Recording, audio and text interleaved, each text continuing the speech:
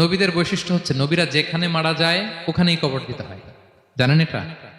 বিষ্ণু ইসলাম মারা গিয়েছিলেন আম্মাজান আয়েশা রাদিয়াল্লাহু তাআলা আনহার ঘরে, ফলে ওখানেই বিষ্ণু ইসলামের কবর হয়েছে। এবং ওই ওই কবর দেওয়া ঘরের ভিতরে আম্মাজান আয়েশা রাদিয়াল্লাহু তাআলা আনহা যতদিন বেঁচে ছিলেন ওখানেই ছিলেন কবরের পাশে। এরপরে বাবা মারা গেলেন আবু বকর, বিষ্ণু ইসলামের পাশে কবর দেয়া হলো, বাবা আর স্বামীর পাশেই থাকলেন।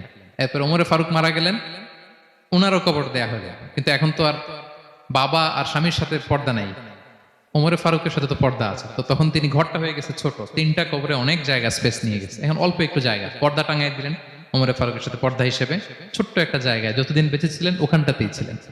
তাহলে রাসূল সাল্লাল্লাহু আলাইহি ওয়াসাল্লামের কবরটা হচ্ছে আম্মাজান আয়েশা রাদিয়াল্লাহু তাআলা আনহার ঘরের ভেতরেই। আপনারা মসজিদে নববী যারা ভিজিট করেছেন তারা জানেন যে আপনারা যখন কিবলামুখী হয়ে নামাজ পড়েন বাম দিকে বিষ্ণু ইসলামের কবর, সেখানে রাসূল সাল্লাল্লাহু আলাইহি ওয়াসাল্লামের পাশে আবু বকর এবং ওমরে ফারুক রাদিয়াল্লাহু তাআলা। নবীদের বৈশিষ্ট্য হচ্ছে নবীরা যেখানে